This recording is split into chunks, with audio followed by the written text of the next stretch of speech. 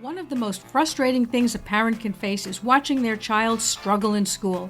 Yet many children hit speed bumps during their early school years. For some children, it's trying to master math. For others, it could be tackling spelling and grammar or reading. What seems like something that should be easy to achieve ends up being a source of daily angst for both the students and their families.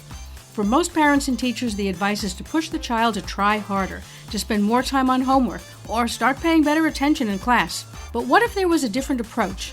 One that not only was more effective in helping your child to learn, but they also enjoyed. Something that made learning fun and helped build a stronger bond between parents and their school-age children. I'm Jane Singer, and welcome back to A Seat at the Table. We are joined by our growing audience of business leaders now in 134 countries who come here to get insights, inspiration, and expertise from the outstanding people who are guests on this show. Today we're joined by Dawn Strachan, the founder of the massively successful Clara James Tutoring Method and the author of the newly released Square Pegs Round Holes book, a book that offers innovative ways to help primary school children master even the most challenging subjects.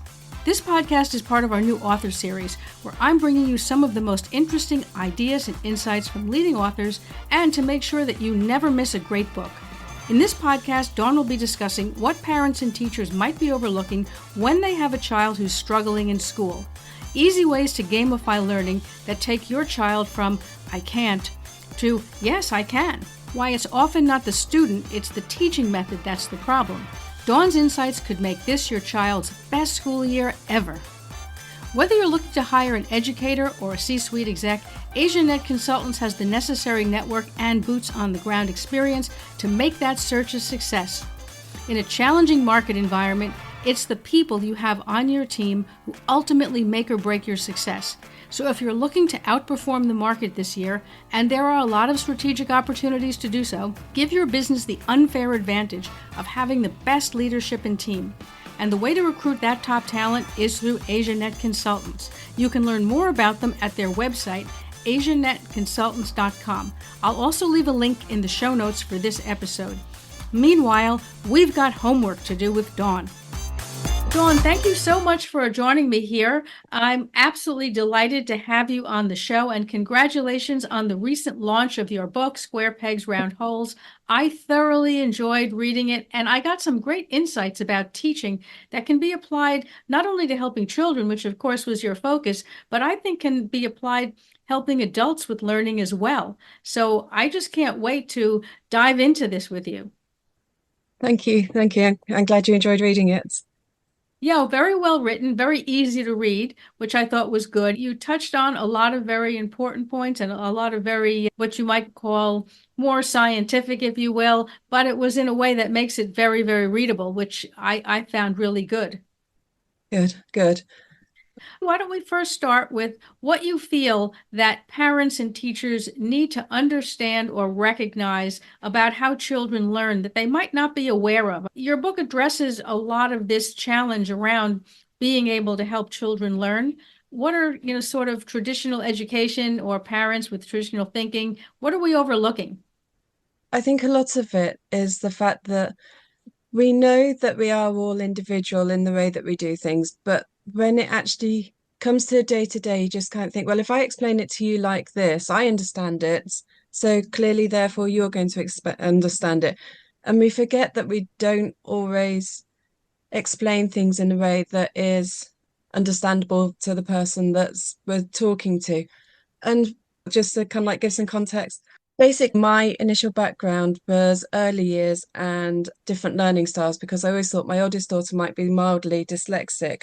The school, she's nearly 28 now, and when I approached the school, they kind of said, well, dyslexia is an excuse for laziness, don't worry about it, kind of like. But when someone can spell, say, cat 3 or 4 different ways and not actually notice a difference, you kind of think, well, I'm sure that's not normal. And so I thought at the same time I was doing my degree, so I thought, well, if I can learn as much as I can about different learning styles, I'll be able to use that information to help her, but at the same time, it will also support what I was doing in my degree.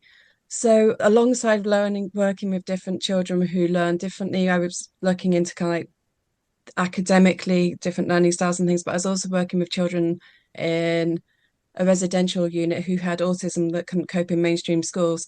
And I was also working in early year settings at the time. And everything I was learning was kind of saying, look, in order to learn, it needs to be engaging, it needs to be fun, the child needs to be relaxed. We all learn differently. And when it's pointed out to you, kind of, oh yeah, that's obvious actually. But until it's pointed out of it, a lot of it you just kind of like presume is the case.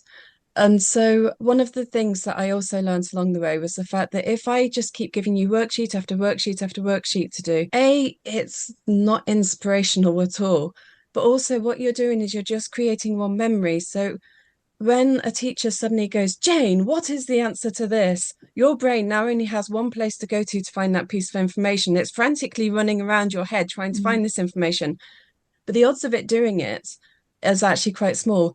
Or if you're sat in an exam and a question comes up, again, you've only got one place to go to because by just repeatedly doing worksheets, all you're doing is making one memory stronger and stronger and stronger.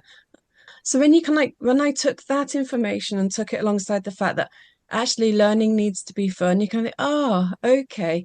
In that case, so if I give instead of just doing one thing repeatedly, if you give your child, the child, a variety of different resources in order to help them to learn, what you're actually doing is creating multiple memories. And so then when the teacher suddenly goes, Jane, what is the answer?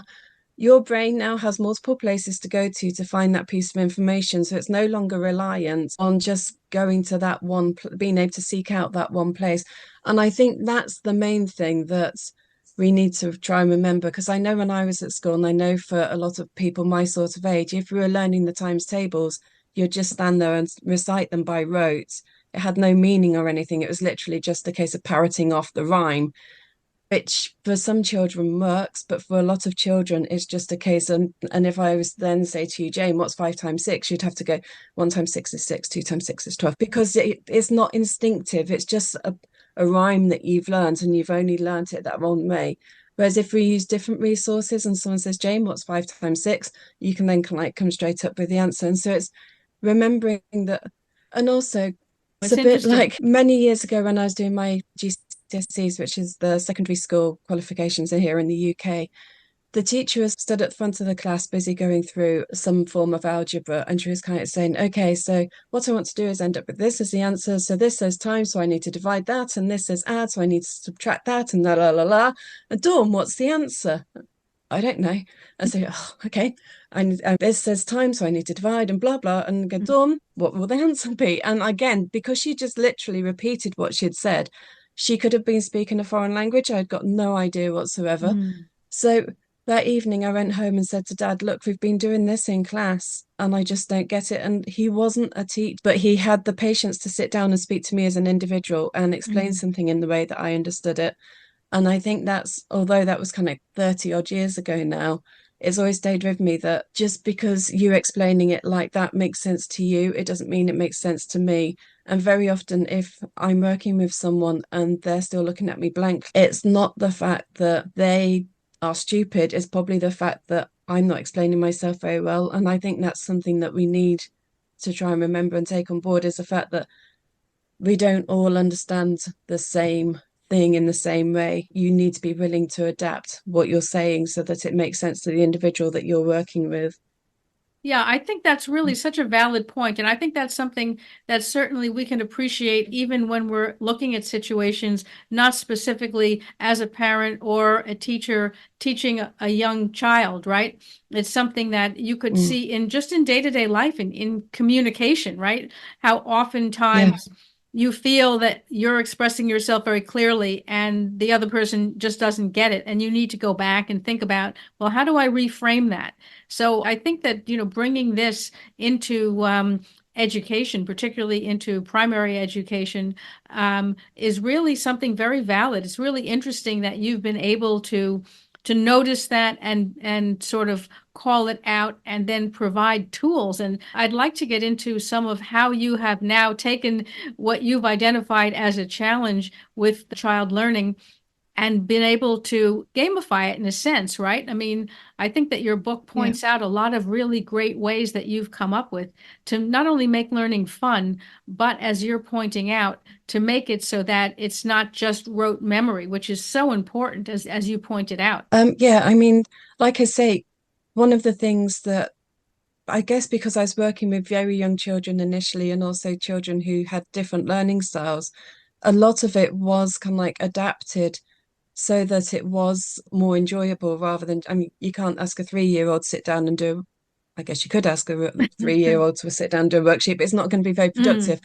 But so it was everything I was kind of like learning, just kind of said, well, it adapted into a game. And you're kind of like, oh, okay, well, that's common sense. Because, so for example, if we're doing times tables, when I started tutoring, I kind of like, which is what I'm doing now, I kind of, okay, so how can we take that one thing and how would the child I'm working with enjoy doing it? And so a lot of it kind of stemmed from the kids I was working with initially. And it's just kind of the ideas have grown from there. But for example, times tables is an easy one. So we would perhaps do a game of bingo. We'd perhaps play noughts and crosses or tic-tac-toe, I think it's called in a lot of places around the world, where you could draw the grid with two horizontal lines by two vertical lines. And then in each square, you'd put a different number. So say we're practicing the 5 times table, and in the center square, there's a picture of a six or an image of a six. Before you can claim that square, you'd have to work out 5 times 6. Once I've given you the correct answer, I can claim it as mine with my nought or cross. And then you would have your go, and it's the first person to have a row, diagonal, horizontal line of 3. Um, we'd perhaps have a pairs game, so you've got all the cards spread out on the table, and if the first person picks up 2, and if it's a corresponding question and answer, you keep the pair and have another go. If it's not, they get put back down and the other person has a go.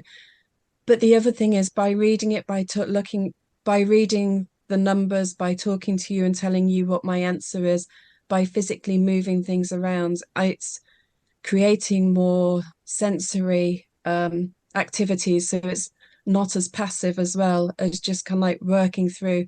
It's like when little kids have these workbooks where you just kind of trace the letter L for lines and lines and lines, and then you start mm, doing letters O and you just trace it over and over. And because it's such a passive experience, you get the muscle memory. Yes, it might work in that respect, but you're not going to actually retain it as well as if it's kind of like using multiple senses. And if you're working with your children at home and you can use things like plasticine and Play-Doh or Play-Doh mm, and make a mess or painting on big sheets of paper and things like that, again, it's becoming more sensory. And so hopefully the child's more likely to remember the information than if you mm, just sit down and ask them to write out the 10 times tables 50 times. It's boring, they're going to get bored and not really think about what they're doing, but also it's not stimulating the different areas of the brain. And the other thing is, if you can use multiple colors, say 5 or more, again, you're creating, apparently, it opens up different neural pathways within the brain. So it again stimulates the child more than if you just keep using the same color over and over again. right. That's so interesting. And I think most of us hadn't really thought about that. I mean, yes, reframing it if the person doesn't understand what you're saying, as you're talking about the fact that you want to bring it in multiple ways, right? In something that touches different sensory perceptions, whether it be Mm. visual or tactile or hearing or anything like that, right? I think it's so interesting to think about trying to teach the same thing, but touching on each one of those different senses. Yeah, exactly. I mean, if you asked for, there's kind of like a game which is quite common, I think it's played in schools, that the teacher has a ball and they throw it to a child, and as the child catches it, they have to answer the question, and Mm, then they throw it to the next child, which for a lot of children, they would love it. For me personally, I think I'd sit and cry because I have no coordinational skills, and I'd be so busy thinking about the fact that I've got to try and catch this ball and not humiliate mm, myself. I would have no idea what the question was. So it's all about trying to find something that works for that particular child. There was one mum that I used to work with her son years ago, and he loved football. So she put stuck questions to the edge of his goalposts, and he had to, if the ball hit the goalpost in that specific place, he had to answer that question. And for him, that was a dream because he was getting to play football, but at the same time, she was incorporating maths. And so it is about kind of mm, like trying to find what works for that individual. And if you can kind of like, if it's outside, not necessarily sitting at a desk, because same for us as adults, if you sat at a desk, apparently it's one of the least productive places you can be to get anything done. mm. So move away from the desk, sit outside in the garden, in the sunshine, or in the local park, or sit in the middle of your bedroom floor, or wherever it is. Again, if it's going to help your child relax, the more relaxed they are, they're not focusing on the fact that what you're asking me is terrifying me and I don't know and I don't want to do this. They can kind of like go, okay, I'm enjoying this. Mm. And the other thing is, I think I mentioned it in the book, the more we can encourage our children to participate, the more no, sorry, the more the child enjoys what they're doing, the more willing they are that to participate, the more they participate, the more practice they get, the more practice they get, the better they become, the more confident they become, the more willing they are to participate. And it becomes a spiral of positivity, which is why if we can find things that they actually enjoy doing, the more likely it is that we're going to get that upward spiral. Whereas if we just give them worksheets and worksheets or ask them to catch a ball when they've got no coordination, no skills or whatever, it's just going to put them into that kind of like flight mode, and you're not going to get the same response as if it's something that actually they can look forward to is a bit over optimistic, but something that they will actually kind of like tolerate doing and hopefully eventually start to enjoy it. Yeah, I really think it's interesting that you point that out because it's so very true that we do and oftentimes, put people in that sort of, fight and flight mode and therefore everything else shuts down. And, it's interesting. It's often been pointed out that kids can remember sports scores who can't add two numbers together, right? Yeah, They're terrible at yeah, math, but then when they're talking about, whatever sport they happen to like and what the different players on teams that they follow are doing in terms of maybe goals scored or batting averages. I know nothing about sports. That's clearly obvious right now. Um, but you know what I mean. Amazing how a kid who's so bad with numbers is suddenly able to rattle off, right, everything that yeah, any player that they follow has done for the past 5 years. And it's just to yeah. your point that it's something that interests them. They're very interested in that sport. They're very interested in that particular player or that team. And so therefore suddenly they don't see that as math or numbers, but when they're in the classroom, whole nother ball game. Yeah, exactly. And I think it's a bit like that. I mean, I don't know anything about darts, but I know that kind of like adding some of the scores is quite complex. And if you ask the child, if you can like playing darts with a child, they could work out the score. Like you say, give them that same question in the classroom. But because one is something I enjoy and one is schoolwork, I can't do maths, Right. but I can work out they can like scores on the dartboard. They're one and the same, but because they're in different contexts, you can enjoy one and fear the other. Yeah, absolutely. I think it really brings up an interesting approach to learning, and particularly for parents who are looking to support the child in learning things, particularly like math or reading, to see how they can bring that into, be it sports if the child loves sports, or it could be maybe learning measurement in terms of cooking if you happen to have someone who's really interested in cooking. There's so many different things where, practical applications of these skills that with a little creativity, you can incorporate those as you're suggesting and make it fun and actually help take the child and move them forward in a way that's supportive as opposed to combative, so to speak. Yeah, yeah, exactly. Yeah, I mean, that is half the goal, just taking the battle out of it and making it an enjoyable experience. And things like the noughts and crosses can be, okay, I mentioned times tables, but it can be adapted so it's used for English. You can kind of like put things in like adjectives and oxymorons, and before you can claim your square, you have to explain give the definition of what one of those things is. You use much more complicated maths, such as simultaneous equations or something that they might be doing at kind of like GCSE. It doesn't need to be the basic stuff. You can make it as easy or as hard as needs be. And it's a 2 second game to prepare it, it's a 2 second game to play it. So it doesn't need to be a kind of like, right, let's sit down for the next hour and do some maths. Yeah. Really? Whereas actually, do you fancy playing a game for the next 5 minutes? Yeah, okay, I'll play a game. I'll beat you. And Yeah, then yeah. if you beat me, I demand a rematch. Right. Okay. And it takes on a whole, because I think that's one of the other things as well. Please do stop me if I talk too much, but I think as parents, we see it from our own perspectives in the respect that we can like, okay, you've got maths homework to do or English homework or whatever homework it is. Go and sit down and do your homework for an hour. Okay, you've got exams coming up. I need you to go and sit down. And if the child isn't sat down in front of a textbook, we don't perceive it as learning. I know I was really bad with this with my youngest because she would watch YouTube. She'd have YouTube playing on one side and she'd have kind of like textbooks out in the middle and she'd be doing something else. And she'd got so many things going on, but it was hard to focus, hard for me to see that she was actually working at the same time. And her scores showed that she was working. But as a parent, you can't think, no, you should be sat in a quiet room and they should have no distractions. And But actually, for some children, that doesn't work. Where they're not the sort of child that is going to sit there with a textbook and just highlight and make notes, and it's not going to work for them. So Mm. we need to acknowledge what it is that is actually going to help them to learn. And for some children, if they want music playing in the background, that's fine. If they want to sit in the busiest room of the house and have people wandering around them, that's also fine. For another child, it may be that they like it to be quiet. When it comes to revision or homework or whatever, we need to kind of, okay, what works for you? The school's sending something home as a worksheet or something. The child can't read it themselves, can't write the answers themselves. Okay, what do I need to do as your parent to help you? Because Mm. the schools send home generic homework, which has got to suit, say, a class of 30 plus. And then next month, they'll probably send it out to another set of 30 plus children who are in a different class.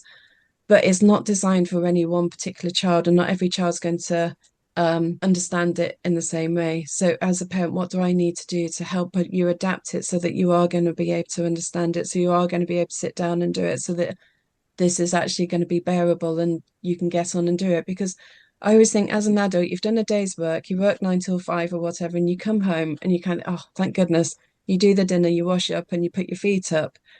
As a child, they've done their school day, and then they come home and they can like say, right now I need you to go and do your maths, I need you to go and do your science, I need you to, oh, when does this day ever end? And now it's bedtime and now we start all over again. And there's just Mm. no joy in it. So if we can do Mm. something which is just going to make it slightly more enjoyable for them so that they don't feel that kind of like they wake up, they go to school, they come home, they do their homework, they go to bed Mm. and start all over again. And it Yes. just makes a long, we, as adults, we probably wouldn't do it, but Mm. as parents, we expect our kids to do it. It's just Yeah. kind of how can we really change things to make it more accessible for them?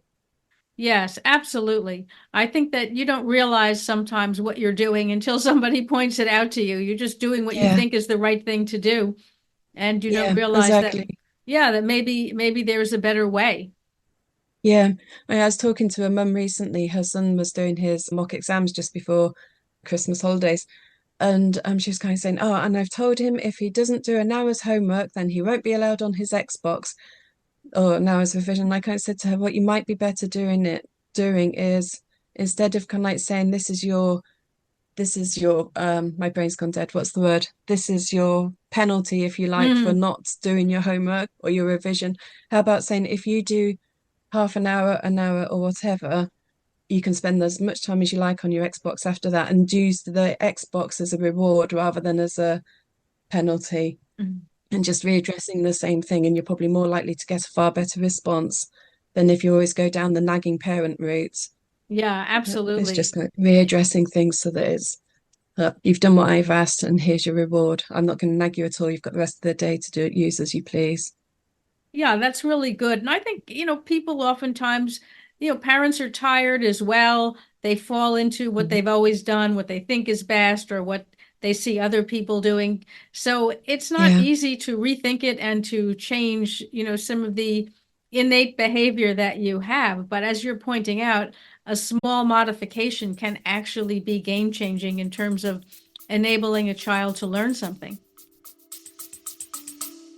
We're going to take a quick break now, and then we'll be right back. We were hiring when we were making 50 to 100K monthly losses. And why? Welcome to episode 1. I can't think of a single founder who's been around for a decent amount of time in business who hasn't had their tunnel of year. This was that year. We're going to be okay, yeah, Sheree.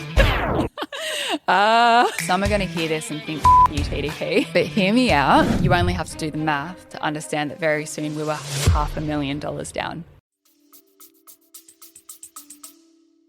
yeah, definitely, definitely. And if they see you as someone who's going to support them rather than someone that's going to nag them, if there's something they don't understand, it gives them the confidence. I mean, hopefully the confidence enough to come to their parents anyway, but I would imagine for a lot of kids who do just see their parents as a nag, my kids probably did as well, but and it's easier to speak as an outsider than it is when you're actually caught up involved in it. But if all you're doing as a parent is nagging, it's far harder to help ask someone that's constantly nagging you or moaning at you for help.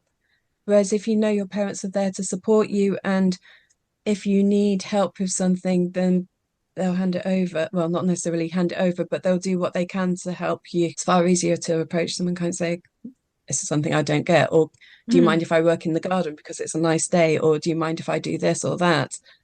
Yeah, okay. If that's what's going to make life easier for you, then go for it. Now, If that means you're actually going to sit down and do it, please do. yes. Yeah, exactly. Now, a lot of children are being diagnosed as ADHD and other learning disabilities these days. In your Mhm. opinion, do you feel that more kids actually have ADHD and so forth? Or do you feel that perhaps everything is being diagnosed as ADHD or other kinds of learning challenges when in fact it might just be the approach to teaching? I think that it's a mixture of both. I think as more people come to understand these things, the more we are realizing that, because in some respects, these labels aren't just necessarily saying that the child is saying, look, this child is dyslexic, so they need to learn like this. This child is ADHD or something, so they need to learn like that. It's in some respects acknowledging that there's more than one way to learn. We're not all just one generic kind of like clone of each other and that we're all going to learn the same way. So in some respects, a label is pretty much just saying, look, this child will struggle if you present it like that. But if you present it Mm. like this, then you're going to give them access to being able to actually cope with what it is that you're asking. And I also think it's like I said, kind of nearly 20 years ago, I went into Clara's school and said, I think she might be dyslexic. And they said, well, dyslexia is an excuse for laziness, toddle off and don't kind of like darken my doorway again, sort of thing. Whereas these days, if I was to probably go into the same school and say, look, this is my thoughts, they'd probably go, okay, well, let us have a look, see what we think. So I think part of it is the fact that teachers and professionals are more aware, and Mm. so therefore more people are being labelled. I think part of it is sometimes self-diagnosis by parents because that way it gives an excuse for their child to be struggling, or Mm. it's like in the past it always used, he's one of the youngest in the year, he's a boy, he's Mm. this, he's that. An excuse was made, whereas these days, and I also think a part of it as well is the fact that if my child is struggling, at the minute, as it stands, they're just in a class of 30. They're either seen as disruptive or they're seen as quiet. Mm. One way or another, they're not getting the support that they need. If they are given a label, it means that when it comes to the exam, they'll be given extra time, or it means they'll be Mhm. given someone that can read them the questions, or someone that can write the answers for them, or they can write with a laptop or something. Because I was reading something recently, and it was something I'd never realized, that ADHD isn't always the child who's kind of swinging from the chandeliers, running around and being disruptive. Very often it's the child who hyper focuses. So they don't know when to turn off. They just kind of like, Mm. you give them something that interests them, and kind of 24 hours later, they're still sat there with their head down working on it because no, their Mm. brain just doesn't say to them, Jane, stop now, you've had enough.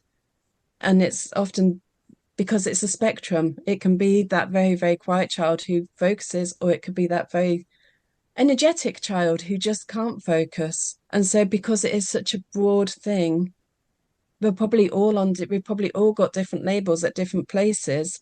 It's just if you're more central to the kind of like, it doesn't get neat, you don't need to know about it.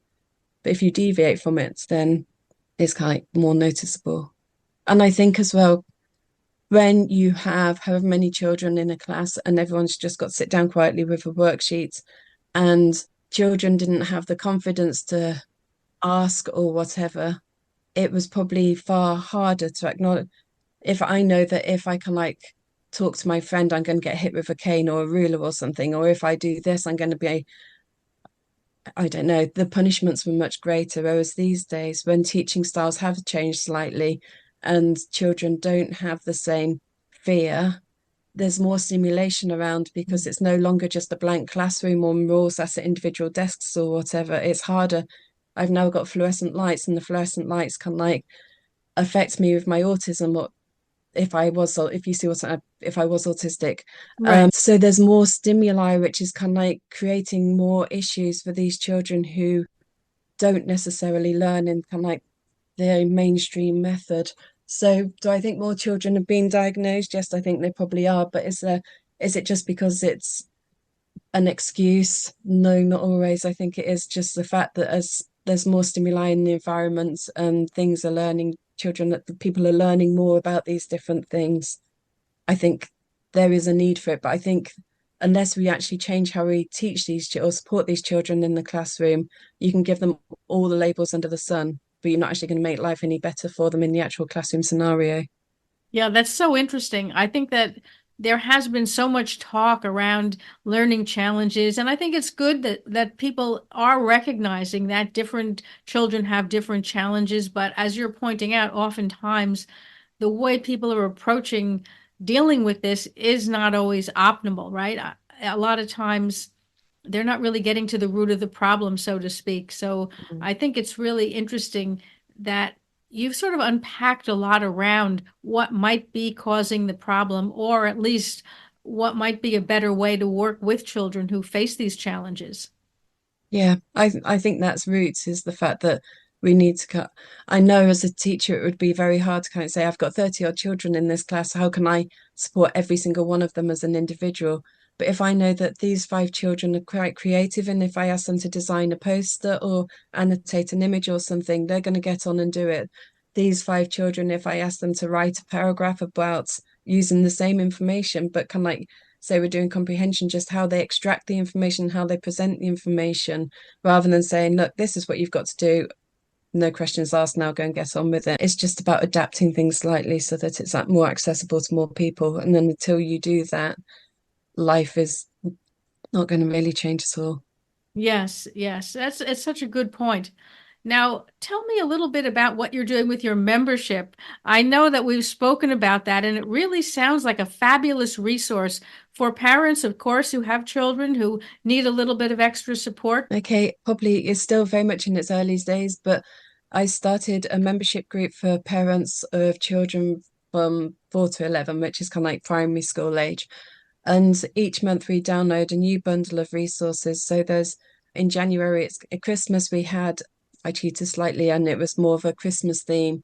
And what I did was for the 2 times tables, I had 3 images which were colouring by numbers, but the numbers were established by answering times tables questions. So if the question was if there was a 44 on the grid, then each time is 4 times 11, 44. So I'd find the 44 and colour them in. I had kind of like a dozen or so Christmas images. For this month, we're doing multiplying 2 digits by 1, 2, or 3 digits. So there'll be a how to actually do address that sort of question, but then we've got 3 or 4 different resources to actually support the child with learning it. So there might be, off the top of my head, I think there's a code breaker, a snakes and ladders game. I can't remember what the other couple of things are, but other months there might be things like prefixes and suffixes, or it might be based around a different theme, such as. So each month we have the bundle of resources associated to one topic, and then there's a Facebook group where you can ask parents questions about how you can help your child. And we also have a monthly Zoom call. So if you've got specific questions, we can pop on the Zoom call and kind of like have a chat and see how we can help. Or if there's something that your child is struggling with and other children are also kind of like probably struggling with it, like this month's bundle, a lad asked if we could do this, so that's what we're focusing it on. So it's basically a bundle of resources for you as a parent to use at home to help your child. So if your child was struggling with this, there'll be hopefully a bundle of resources in there that you could take those and kind of, okay, let's sit down and play these games together and hopefully make it fun. And it also have the explanation in there. And the other thing, if you don't mind me saying, the other thing I've just started doing is kind of like topic books for secondary school children. And these are going to be on Amazon. The one on angles has just been released, but it's the first couple of pages are how to do, I don't know, say interior angles. And then the next 2 or 3 pages are pages that could, if you prefer to just do worksheets, you could just work through the questions as a worksheet, but they're presented in a way that you could also use them as noughts and crosses or bingo or 4 in a row or whatever. So the pages can be adapted so that you use them either this way or that way, depending on your individual learning style. But once again, it's got the how-tos in there so that as a parent, or as a child, you can look at it and go, okay, now I understand it. And when I was creating the how-tos, what I did was one of the ladies that worked with me, I kind of like explained it to her as if she was a student I was working with, and she would kind of go, but how about this or how about that? And so I was sure that I wasn't missing out any of the information. because kind of like working through it with someone else, I wasn't just explaining it in a way that I thought was making sense to everyone because it made sense to me. So by having someone asking questions, it meant that I was actually able to kind of like slow down and go, okay, so I need to explain that better. So we've now got kind of like the membership group for the younger children, which is about just short of £4 a month. I think it's about £3.50 a month. And then we'll have these kind of like topic books on Amazon as well. So, but the membership group, you'll find the information. I'll give Jane the link, or I'll give you the link, Jane, but it's the Clara James approach. Okay. I can't Well, remember the I'm going to actual. put all of the links in the show notes. I have learned a tremendous amount from you, Dawn, and I continue to. And I think that not only is the book a must read, if you have children, school age children, I think the book is about 142 pages roughly as a Kindle book. I don't know what it comes out to be in a paperback or hardcover, but I think it's noted on Kindle as 142 pages. That is not a lot of reading, and it's easy to read, packed full of Mhm. valuable information with actual ways to apply the theory. So it's not just all theory. Actually, there's a lot of different suggestions for ways to gamify a lot of the different learning that Dawn talks about in there. And then, of course, now the new book that she has, right, that has the worksheets and has further ways for study aids.